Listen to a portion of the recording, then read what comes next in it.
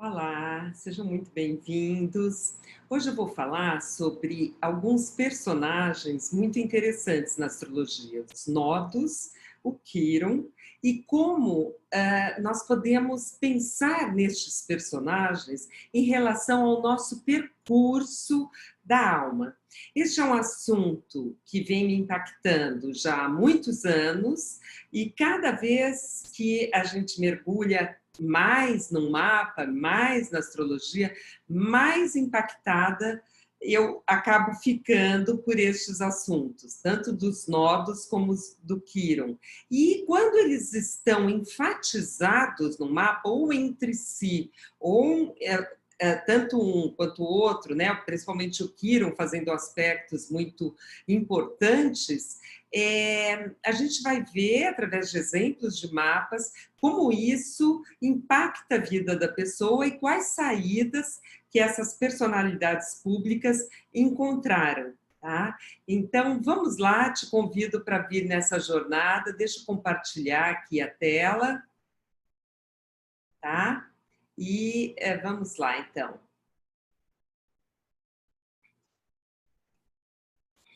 Bem, então, os nodos e o Quiron, eles podem estar entrelaçados no mapa ou não, né? Aqui nós vamos ver casos tanto de um caso como de outro. Ou mais enfatizados, importantes, ou menos enfatizados. Então, nós vamos ver vários casos que isso vai ficar mais claro. Eu costumo falar no começo dos meus cursos, aliás, na aula 1 do primeiro curso Bases daqui da nossa formação em astrologia psicológica, se tem algum aluno ou aluna minha assistindo, vai reconhecer. Eu costumo mostrar esse slide para nós pensarmos a astrologia, como ela se posiciona nessa jornada do espírito, né? Se pudermos pensar assim, né?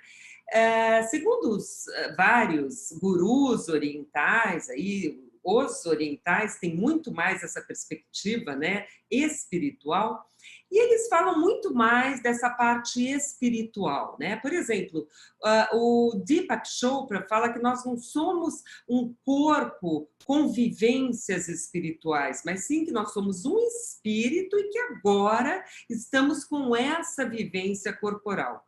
E para a gente aceitar a astrologia, é muito interessante pensarmos nesse contínuo, nesse todo, né, de um espírito, porque quando ele vai, então, já se manifestando, esboçando uma vivência para essa vida, tá? Que isso se dá desde ali da vida intrauterina, quando nós estamos no ventre das nossas mães, então, nós podemos pensar em alma, psique, já um esboço, já percepções com essa vivência de agora, né? Assim como os tibetanos falam no livro tibetano dos mortos, né, que este espaço de tempo entre uma morte e uma reencarnação é só de 49 dias lá, que a gente vai passando pelos bardos, né? Muito interessante o livro do bardo, Todol, né? Então, a astrologia, ela pode nos dar toda essa jornada.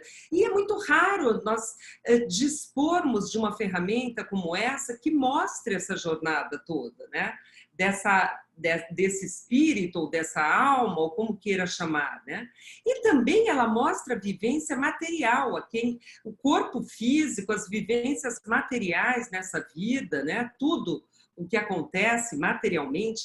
Então, ela pode nos responder, é um instrumental que pode nos responder o que nós viemos fazer aqui, né? Uma pergunta de cunho muito existencial. E eu acho realmente incrível que exista esse instrumento, como o da astrologia, para nos poder dar esse tipo de respostas. Então, esta vivência já intrauterina, o bebê, ele capta a nível de sensações, ele ainda não tem um ego separado da mãe, né? Ele não se constituiu uma pessoa, ele está totalmente misturado com o corpo da mãe, com a psique da mãe, mas ele sente no corpo sensações de ansiedade, de medo, de alegria, ele pode captar corporalmente. E na astrologia também é possível nós analisarmos desde essa época da vida intrauterina, o que também é incrível. Mas pensando naquela jornada, né, longa do espírito, existe um instrumental na astrologia que são os nodos, o eixo nodal, que eles vão nos falar exatamente sobre esse percurso, como você queira chamar, do espírito ou da alma, mas esse percurso longo, ou seja, da onde nós viemos, de outras vidas, e para onde nós estamos nos encaminhando, e qual é a tarefa dessa vida. Em geral, né, todo mundo que me conhece sabe que eu sigo a linha da astrologia psicológica e que nós não entramos tanto nessa linha kármica, mas eu sempre repito para os alunos nos nossos cursos online que eu utilizo todo o ferramental, todas as técnicas da astrologia. Aliás, eu tenho muita reverência e sigo muito à risca, né? E os nodos, que seria, digamos, de uma astrologia mais kármica, nós usamos na astrologia psicológica absolutamente, né? Assim como todas as técnicas também, tá? Então, vamos lá. Falando aqui muito sucintamente, esse slide, essa imagem está em inglês, mas dá para entender. Aquele de cabecinha para baixo é o nó do sul lunar, o ali embaixo, aqui, é o nó do norte da Lua, né, ou lunar. Então, é um ponto, são dois pontos fictícios da intersecção da órbita lunar em volta da Terra com a eclíptica, né, com o caminho aparente do Sol, tá? Que nós chamamos de eclíptica. Então, nestes pontos de intersecção, quando a Lua está indo de baixo para cima, é o nó do lunar norte, e de cima para baixo, nó do sul, tá? Então, o timing no mapa é mais ou menos de 1 ano e meio em cada signo. E ele tem um retorno nodal, nós temos, melhor dizendo, retorno nodal a cada 18 anos e meio. Então, nós vamos ter retorno dos nodos aos 37, aos 55, aos 74 anos. São datas, procure observar na sua vida, no seu mapa, em que os nodos retornam para o mesmo ponto que eles estavam quando nós nascemos, tá? Então, quando nós recebemos um cliente, é muito interessante nós olharmos para esse eixo nodal, porque vai nos dizer o big picture, que eu chamo. Quer dizer, você não vai estar ali, através dos nodos, falando dos conflitos, dos complexos, que é toda a nossa análise psicológica. Porém, você vai ver o grande cenário da vida, o grande cenário desse espírito, dessa alma, né? Da onde está vindo e qual é a tarefa para essa existência, tá? Então, é bem interessante, pode ser uma ajuda incrível para os nossos clientes, tá? Então, eu estou pondo aqui para o pessoal ver, porque de repente tem alguém que não está acostumado com astrologia, e o que é esses nodos que ela está falando? Então, eu tinha uma aluna que brincava, que era o fonezinho de ouvido de pé e o fone de ouvido deitado. É isso mesmo, tá? Então, este é o eixo nodal. Sempre que nós temos os nodos num signo, nós vamos ter o nó do norte num signo, o nó do sul no signo oposto, e vice-versa. Sempre é um eixo, tá? Então, na mitologia hindu, existe uma mitologia muito linda a respeito dos nodos, né? Que é o seguinte, o deus Vishnu, né, um dos deuses, né, tem o Brahma que criou o mundo, o Vishnu que manteve, o Shiva que faz a transformação. O deus Vishnu, ele queria conferir a imortalidade às deidades, aos 7 planetas visíveis a olho nu, né, até Saturno. E para isso, então, ele remexeu no oceano, que algumas versões falam que é um oceano de leite, né? Chacoalhou ali o oceano para poder extrair esse elixir da imortalidade, né? Que era chamado de Amrita, tá? E muito bem, e aí eles tinham todos os planetas alinhados ali numa fila para receberem esse elixir da imortalidade, e se infiltrou disfarçadamente ali um demônio, né, de nome Rakshasha, tá? E para ele também poder receber o elixir da imortalidade. Quando Vishnu se deu conta dessa infiltração, né, dessa artimanha desse demônio, ele ficou muito irado, né, e cortou o demônio ao meio. Né? Só que como ele já tinha bebido do néctar da imortalidade, ele não podia morrer. Então ficaram essas duas metades. Olha só que interessante, tá? Então ficou a cabeça do dragão Rahu e a cauda do dragão, como é chamada, de Ketu. Tá?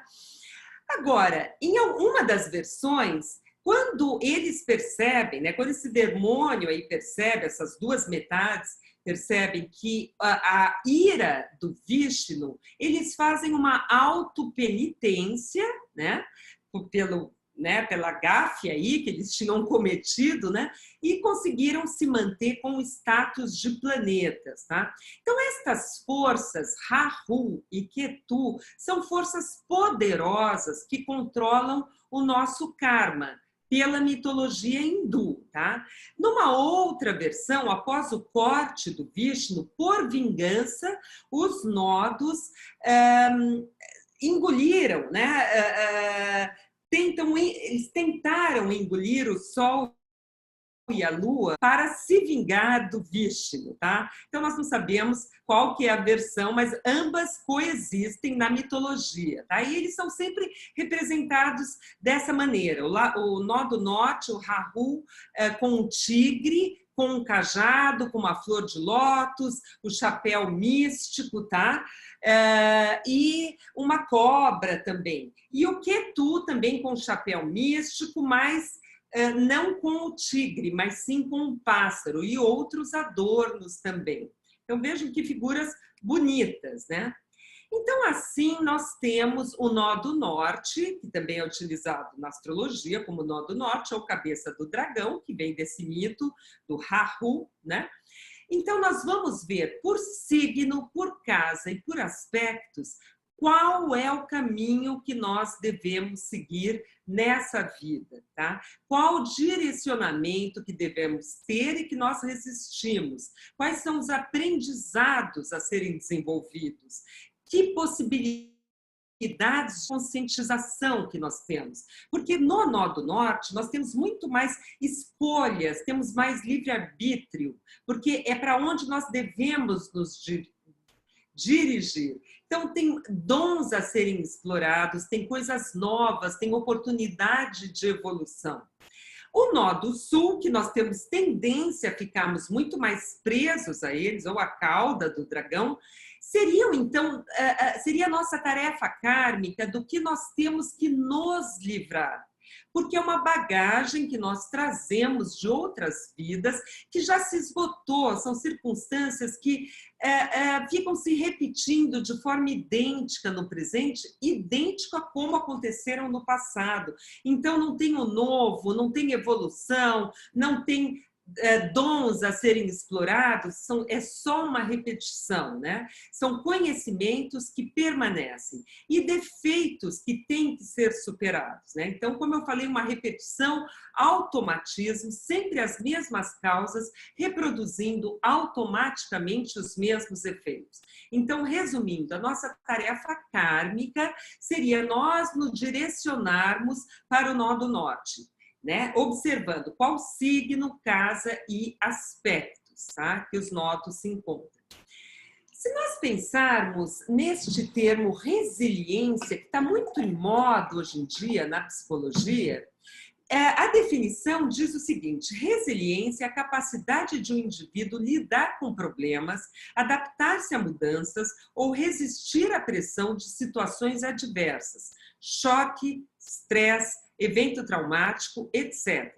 Sem entrar em estresse psicológico, emocional ou físico, por encontrar soluções estratégicas para enfrentar e superar as adversidades. Aí a gente já pensa no nó do norte. Esse é um texto, um trechinho do texto da nossa apostila, né, lá no nosso curso sobre os nodos, que nós falamos o seguinte: o nó do norte nos fala de novas possibilidades de conscientização, escolhas, dons a serem explorados, oportunidades e livre-arbítrio. Todo um aprendizado a ser desenvolvido para essa vida. Vejam como tem uma similaridade com a definição da resiliência.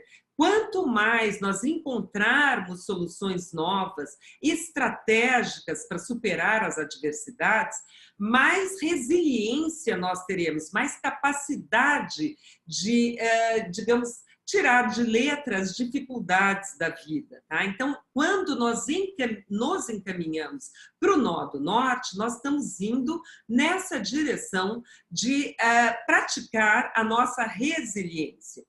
Então, a resiliência é justamente essa capacidade de confiar nas próprias potencialidades. Vamos encontrar outras estratégias, não repetir os mesmos hábitos mentais ou de atitudes, né? Diminuindo a necessidade externa e nos concentrando mais no eixo ego-self, né? Como fonte de recursos, seguindo o nosso próprio caminho. E como que nós podemos usar esse instrumental? Que bússola é essa dentro da astrologia? O nó do norte, em grande parte, com todas as suas informações, nos direciona neste processo. Tá? Ele é um grande auxiliar neste processo. Agora, vamos deixar de lado só um pouquinho o nó do norte e olhar um pouquinho para o nosso próximo personagem, que é o Quiron. Tá? O Quiron, ele foi descoberto em 1977. Primeiro se achou que era um planetóide, depois se achou que era um asteroide, e em 1991 ele foi tido como um cometa capturado. Não importa tanto isso para nós, o que importa é a natureza dele, que ele tem uma natureza errante, né? Longe do rebanho, sempre com a própria órbita, né? Um solitário rebelde, traçando o próprio caminho. Veja que trajetória instável. Ele se encontra ali naquela faixa que ele foi encontrado, né? Descoberto, entre as faixas de Saturno e Urano, tá?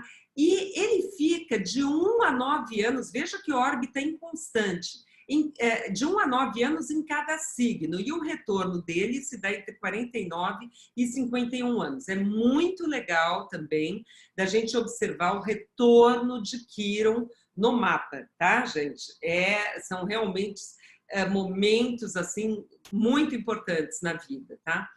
Então, por ele se situar entre a órbita de Saturno e Urano, nós podemos pensar que é como se ele fosse um mediador entre os limites egóicos pelo último planeta visível, que é Saturno, e as esferas transcendentais, né? Os planetas exteriores, que são Urano, Netuno e Plutão. Tá? Então, ele fica bem ali entre uma influência saturnina e uraniana, ou seja, da nossa esfera ainda pessoal e de uma esfera transpessoal, né? De uma esfera que lida com a nossa consciência, a nossa realidade, e de uma esfera muito diferente, né? Aquele solitário rebelde que segue o próprio caminho, tá? Então, ele tem esse símbolo aí dessa chave, ele como se ele fosse um elo, tá? Entre a nossa parte pessoal, egóica, e a nossa parte aí mais transcendental, que também está dentro de nós, tá?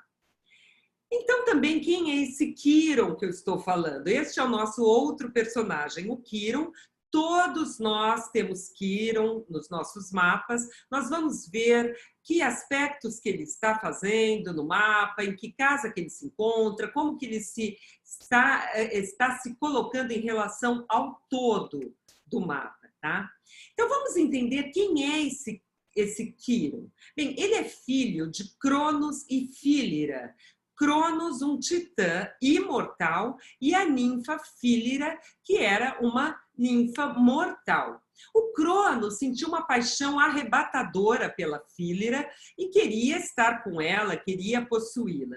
E aí tem duas versões. Uma versão que diz que ele se transmorfoseia em cavalo, cavalo era uma forma animal para poder possuí-la, ou numa outra versão, porque o Cronos era casado, né, gente, com a Réia. O Cronos é o nosso Saturno, né? Tem uma correspondência muito próxima, né?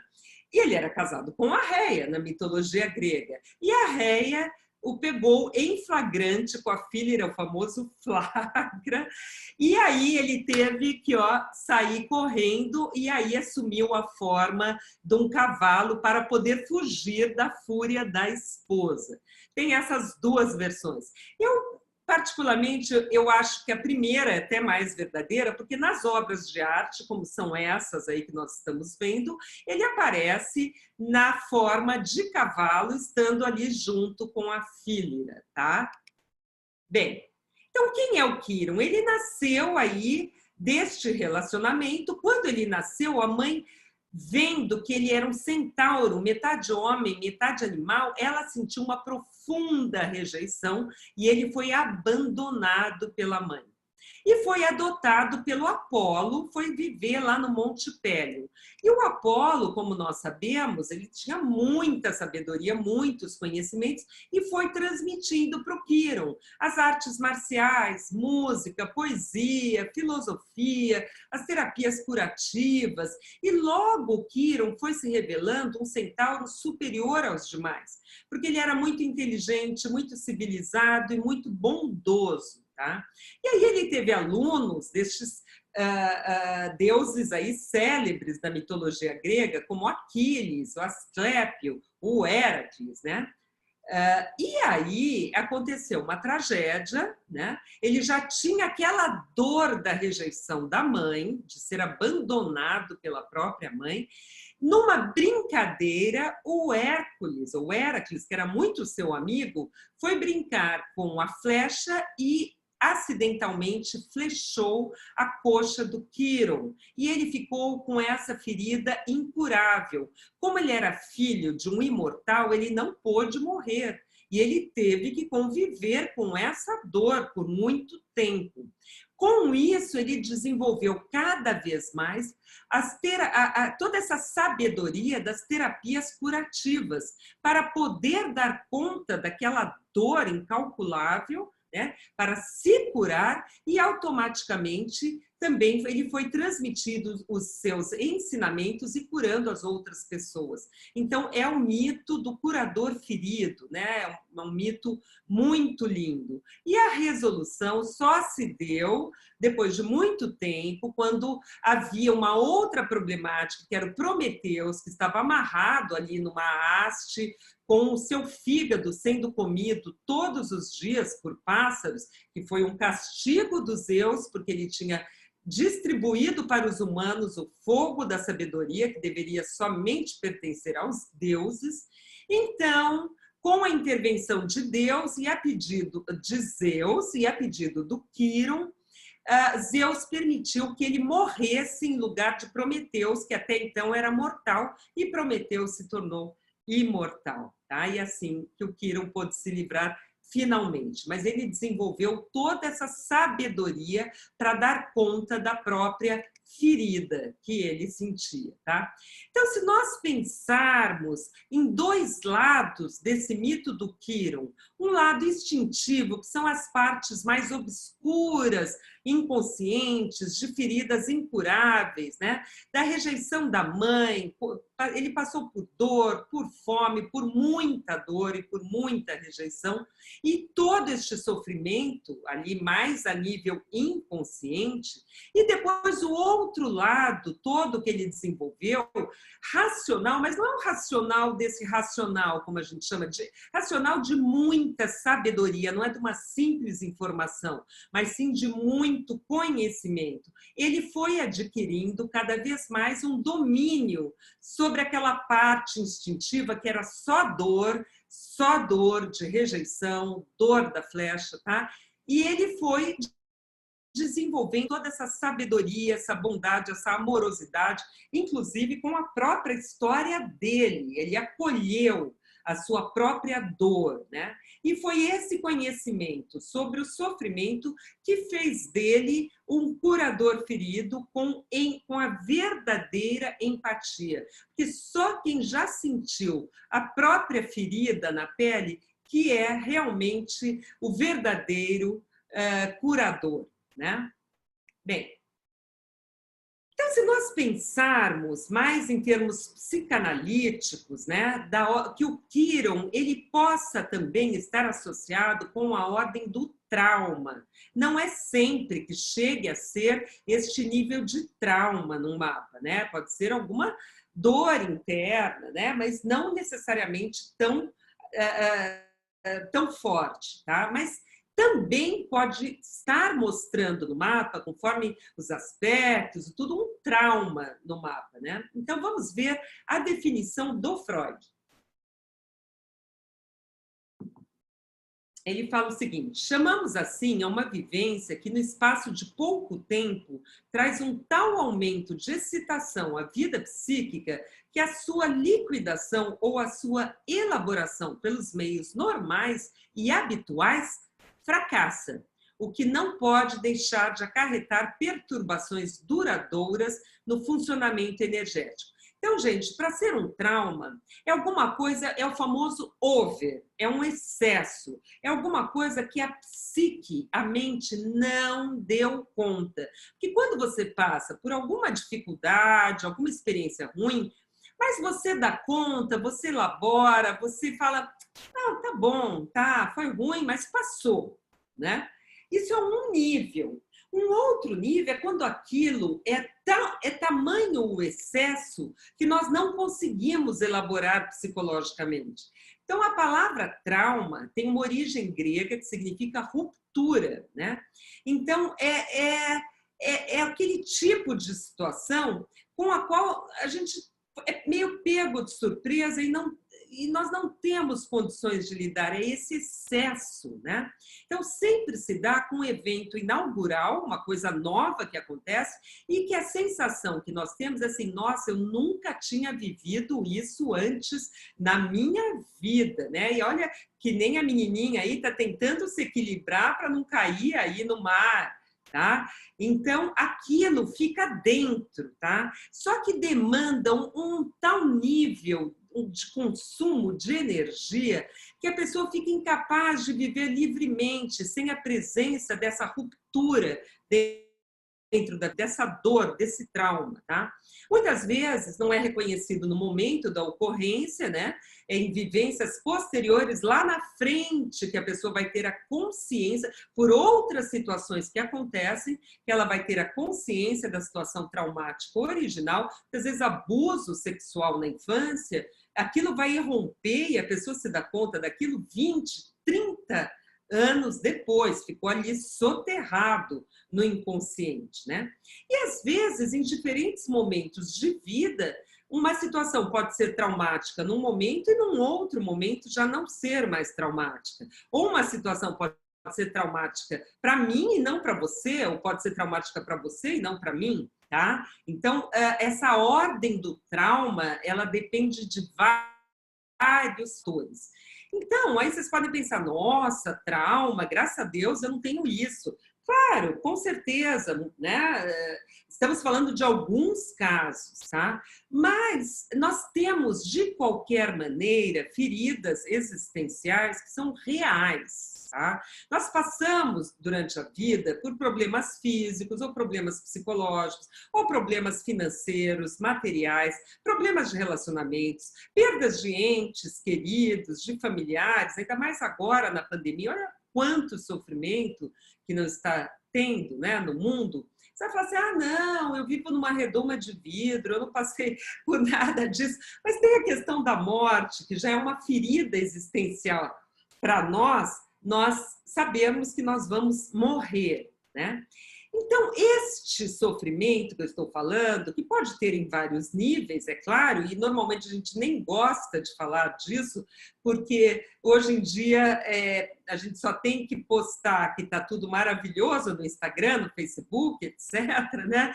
Porém, o fato de nós tratarmos desses assuntos, de nós falarmos sobre isso, não nos aumenta, pelo contrário.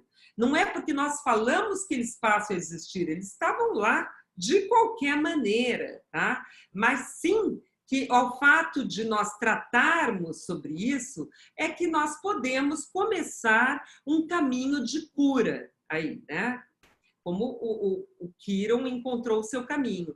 Então, é aquela frase, o sofrimento ou mata ou transforma. O que você depende de você, o que você faz com isso, tá? Essa dor da alma, né? Essa compaixão que nos traz um sofrimento profundo, né, por algum desses problemas, modula o ego, começa a causar transformações, mudanças, porque se ficar tudo muito cor-de-rosa, gente, é claro que a gente não quer nunca mudar nada do conhecido, não tenha nem dúvida, tá?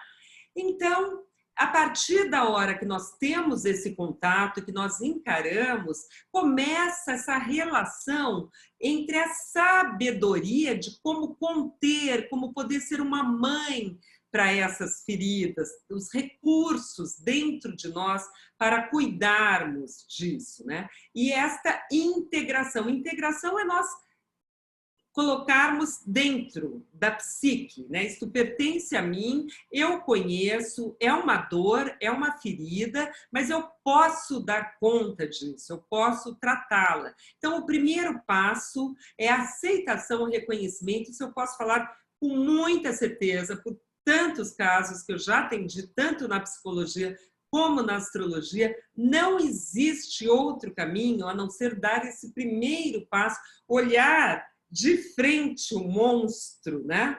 Porque quando a gente olha de frente, é impressionante como ele diminui, sabe? Eu sempre falo isso para os alunos.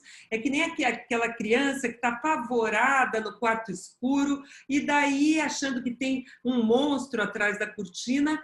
Quando vem a mãe e acende a luz, ela vê que era uma almofada, que não era nada ali, né? Monstruoso. Então, quanto mais luz nós colocamos nessas sombras aí psíquicas, mas nós temos condições de lidar com ela. É claro que no primeiro momento dói muito, mas é o início do trabalho de cura. E aí um novo caminho pode surgir a partir dessa transformação, tá?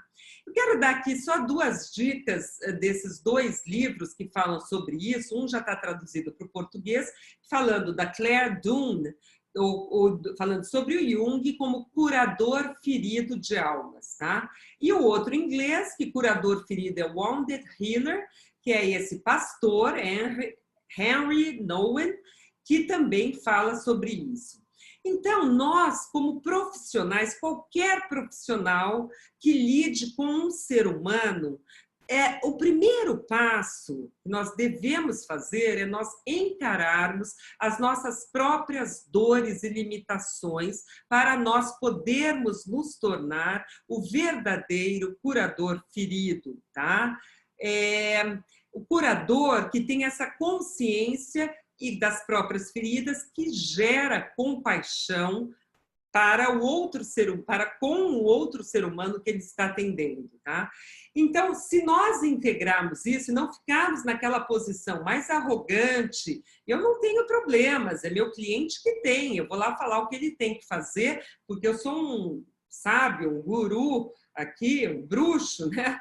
Isso não é a verdadeira empatia, isso é só um exercício de poder, né? Então, você pode até falar, faça isso, faça aquilo, se sentir empoderado, olha como ele segue tudo que eu falo, mas não é a verdadeira empatia e não é a verdadeira ajuda na superação do cliente, porque a verdadeira ajuda é ele entrar em contato com essas feridas para poder sair disso, tá? É ele se apoderar de quem ele é, tá? Trocando em miúdos. Então, voltando agora para os nossos personagens, né? as dores, então o Quirón e os nodos, quando principalmente o Quirón está com aspectos muito fortes no mapa, os nodos com planetas focais, o que isso vai representar na vida, né? E vamos também observar o nó do norte como esse caminho de resiliência. Então, o que nós vamos fazer? Nós vamos pegar alguns exemplos de personalidades públicas que nós vamos ver como que a pessoa pôde lidar com isso na sua vida, dessas feridas também que a pessoa teve, né? E aí nós vamos poder ter um aprendizado a partir disso. Então, como eu falei inicialmente, o eixo nodal, ele nos mostra esse percurso da alma e o nó do norte, o propósito para essa vida. O mito de Quirón descreve a conexão com os nossos traumas e sofrimentos internos. Como é que eles estão entrelaçados? Como esses traumas, esses sofrimentos internos podem encontrar uma saída para um bom propósito de vida nesse caminho todo desse espírito, né? Dessa alma, como queira chamar. Então, o que acontece quando estes personagens estão envolvidos entre si? Então, o Quirón com os nodos ou em aspectos tensos com outros planetas e, principalmente, estou só controlando aqui um pouquinho o tempo, com Sol e Lua, né? Como nós podemos pensar neste percurso da alma aí para esta vida, tá? Ou seja, quando eles estão muito enfatizados em um mapa. Então, vejam bem, todo mundo sabe quem foi Madre Teresa de Calcutá, uma católica, né, que criou toda uma fundação de ajuda aos necessitados, uma ordem muito grande, né? Ela era albanesa. E a Madre Teresa de Calcutá, ela nasceu, vamos observar, com o Quirón fazendo uma oposição ao Sol e uma quadratura com a Lua. Estão vendo? Quirón a 0 graus, o Sol a 3 graus e a Lua a 2 graus aqui, tá? Então, o Quirón estava entrelaçado com Sol e com Lua, gente, no mapa. O que a gente pode... E aspectos tensos. O que a gente pode supor? Que ela nasceu com uma dor aí, que ela sentiu muito precocemente na vida dela. Podemos até supor que foi de ordem financeira, que ela possa ter passado fome, ter passado necessidades, né, por estar na casa 2, tá certo? Mas daí, olha só que caminho lindo, né? Os nodos, o nó do norte, ele vai fazer uma conjunção com essa lua, né? Uma conjunção mais distante, mas por ser lua nós consideramos, e um trígono com Urano, um sextil com Netuno, tá? E o Netuno faz um outro trígono com o nó do sul e ainda um semissextil com as Ceres, fechando um retângulo místico, tá? Este nó do norte está envolvido, então, com este retângulo místico, com as Ceres e com a Lua. Ou seja, né, o que ela fez com aquela dor inicial? Ela se tornou... quer dizer, ela incorporou o arquétipo da grande mãe por excelência. Ela foi a grande mãe de muitos necessitados, né? Vejam que interessante, tá? Parece que ela veio para desempenhar essa função aí materna e cuidadora, né? Além de tudo, as Ceres que nos fala de aspectos maternais também está fazendo um quincúncio com o nó do sul. Então, é realmente interessantíssimo. Ela tinha que desenvolver esse lado da grande mãe de qualquer maneira e deu esse escoamento e, aliás, um escoamento para toda essa questão aí extremamente saudável, né? E muito interessante. Um outro caso do Trump, vejam só, o Trump nasceu num eclipse lunar, tá? Então, ali com o Sol em conjunção com o nó do norte, a Lua em conjunção com o nó do sul, tá? E o Quirón também na casa 2, mas muito sortudo, né? O Quirón em conjunção com Júpiter e fazendo um trígono com o nó do norte. Então, a gente já supõe que ele não tenha sofrido muito de problemas financeiros, né? De fome, etc., como talvez tenha sido o caso da Madre Teresa de Calcutá, né, gente? Ele teve aí uma boa sorte até. Porém, é sabido que sua primeira esposa, Ilana Trump, reivindicou, deu um rombo, né, nas finanças dele quando eles se separaram. E aí a gente vê esse Quirón em conjunção partiu com a Juno. É muito interessante, né? Mas aí com uma saída aí bem mais facilitadora do que da Madre Teresa de Calcutá. Agora, o que eu quero chamar a atenção de vocês é que esta lua está na casa 4 em conjunção com o nó do sul. Então, parece que o que a bagagem que ele traz, as repetições, os automatismos, são com assuntos de casa 4 e de lua, ou seja, passado, pátria, né? Povo, família, né? Todas essas questões que ele deveria se livrar. Eu escrevi um artigo para Constelar antes do Trump assumir, não adivinhando se ele ia ganhar ou não a eleição, não foi isso, mas falando dessa questão que me chamou muito a atenção, o quanto talvez pessoalmente ele se fixar nessa questão de casa 4 e de pátria poderia lhe trazer muita infelicidade, porque o caminho aqui para ele seria o de seguir o nó do norte, conjunção com o Sol na casa 10 e com Urano, tá certo? E não ficar voltando para esses assuntos, tá? Além de problemas com o feminino, com o Eros, não o feminino restrito de sexualidade, né? Feminino mais no sentido amplo de sensibilidade, né? Dele poder ter vários problemas aí, tá? E a Vênus conjunção Saturno também.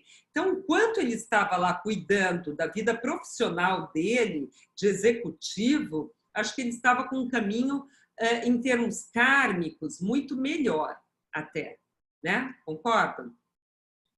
Bem, a Jacqueline Kennedy, ela tem, imagina, ela nasceu com o nó do sul, conjunção Juno, cravado no ascendente. Olhem que incrível. E o nó do norte na casa 7 do casamento em conjunção com Quirón.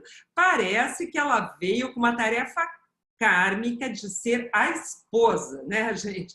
E ela foi esposa de 2 homens famosíssimos na década de 60, que foi simplesmente o presidente dos Estados Unidos, o Kennedy, e o homem mais rico do mundo, depois o Onassis. Mas ela não conseguiu escapar meio que desse karma, né? Porque é um nó do sul, conjunção com a Juno, tá? E quando ela deveria se encaminhar para sua casa 7, está ali o Quirón junto. E nós sabemos que ela não foi feliz em nenhum dos 2 casamentos, né? Parece que o Kennedy tinha problemas de saúde, problemas de traição, né? Até com a Marilyn Monroe, que ele traiu a Jaque, né? Como ela era chamada. E o Onassis também, logo eles já foram se desentendendo e tal. Então, parece que só no final da vida que ela conseguiu seguir mais um próprio caminho, com aquele Sol, Mercúrio ali, numa editora dela, né? Então, é bem interessante, né? Esse karma aí da Jackie Kennedy, né? Agora, na Amy Winehouse, é exatamente o oposto. Ela ficou fixada no nó do sul, na casa do casamento, em conjunção com Netuno. E nós sabemos que a partir do momento, se ninguém viu o filme dela, eu recomendo, tá? Sobre a vida dela. A partir da hora que ela se casou e que ele apresentou as drogas para ela, que ela nunca mais conseguiu sair. Então, ela deveria ter ido mais em uma tarefa kármica de encontro ao eu dela, a própria personalidade dela. E o Quirón na 12 como planeta focal do Iode, né? Uma posição também extremamente importante, com muitas questões inconscientes aí.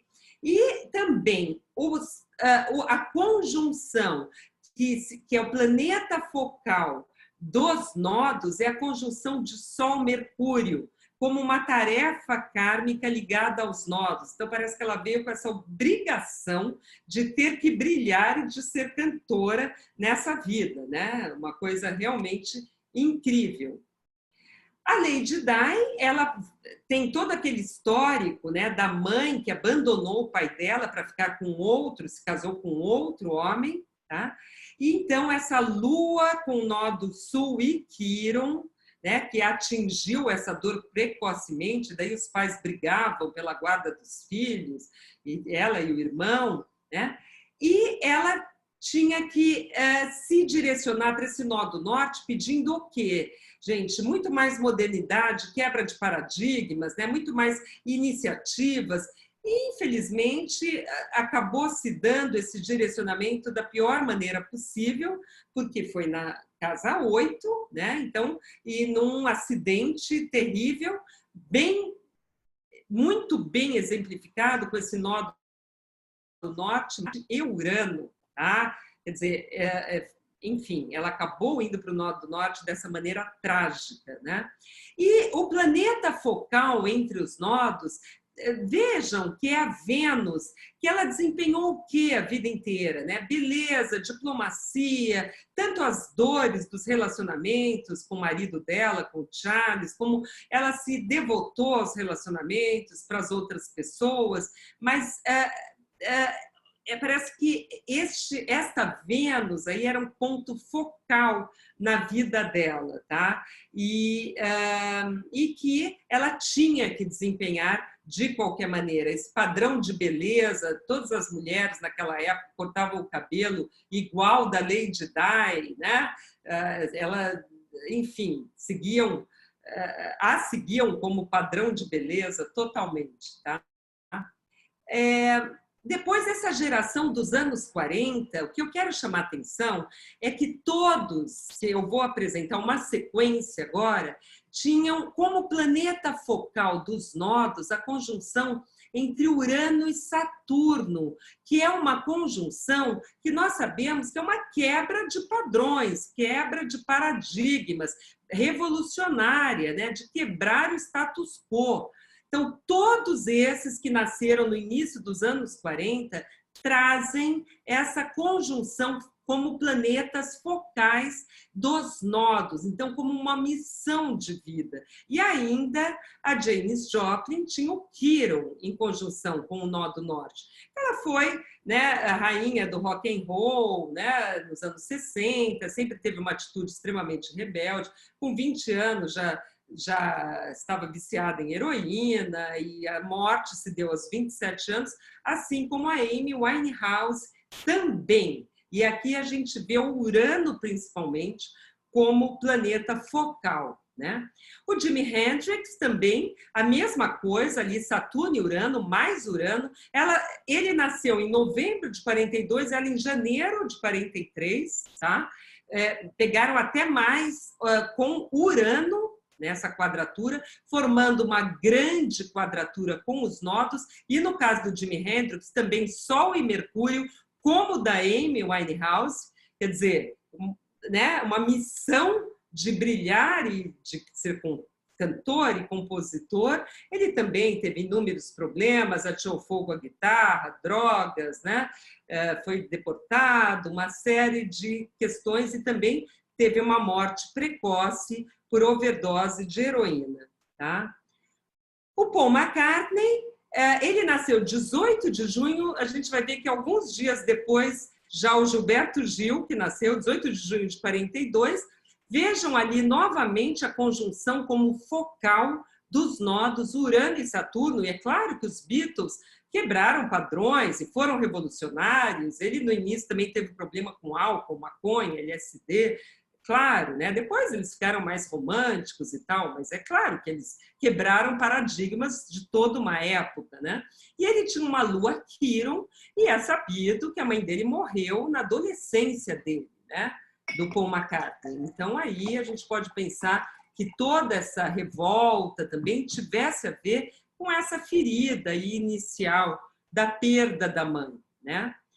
Aqui o Gil e o Caetano, né, também trazem Urano e Saturno como focal dos nodos. Então, nasceu dia 18 de junho o Paul McCartney, dia 26 de junho o Gil, dia 7 de agosto o Caetano. Quer dizer, é realmente essa geração baby boom, né, que já estava ali terminando a guerra e tal. Quer dizer, ainda não estava terminando, mas essa geração pegou todo esse momento do pós-guerra, quando eles estavam crescendo, né? Vejam que, bom, o mapa do Gil, gente, deixa eu avisar, é um mapa solar, com o Sol no ascendente, eu não tenho o horário dele, com certeza, por isso que eu não quis arriscar, tá? Vejam a grande quadratura, inclusive envolvendo a Lua, os nodos, o Saturno, Urano, e também o Quirón lá com Marte, Plutão, né? Também uma mistura bem explosiva, eles foram exilados e tudo isso. O Caetano ali, o Sol com Quirón, ele relata todo o sofrimento que ele teve com o exílio e também esta conjunção focal com os nodos de quebra total das estruturas e da quebra dos paradigmas. E para contrastar aqui, um último exemplo da Barbra Streisand, que também ela nasceu antes que eles, em abril, eles nasceram em junho, agosto, novembro, né? O Jimi Hendrix, a Janis Joplin já em 43, ela nasceu em abril de 42, mas pegou a conjunção partiu a 28 graus, grau exato. Porém, vejam que esta conjunção não é focal entre os nodos, tá? Não é uma conjunção dos planetas focais dos nodos. E sim, ela faz um trígono com Netuno. Então, apesar da Barbra Streisand, claro que ela é liberal, né? Claro, democrata, e tem a Fundação Streisand e tudo, mas vejam que na vida pública dela, como não fica tão caracterizada a questão da rebeldia, como foi do Jimi Hendrix, da Janis Joplin, mesmo do Caetano, tá? Eram canções mais românticas, tal, não foi isso, digamos, o tom mais forte da vida, da carreira profissional dela, tá? E eles não são, aliás, planetas focais dos nodos no mapa dela, tá? Então é isso, obrigada pela atenção, é disso que se trata a palestra. Nós estamos aqui, né? Vocês podem nos encontrar YouTube, Facebook, Instagram, aqui com os cursos online do Centro de Estudos de Astrologia Psicológica. Um abraço, muito obrigada.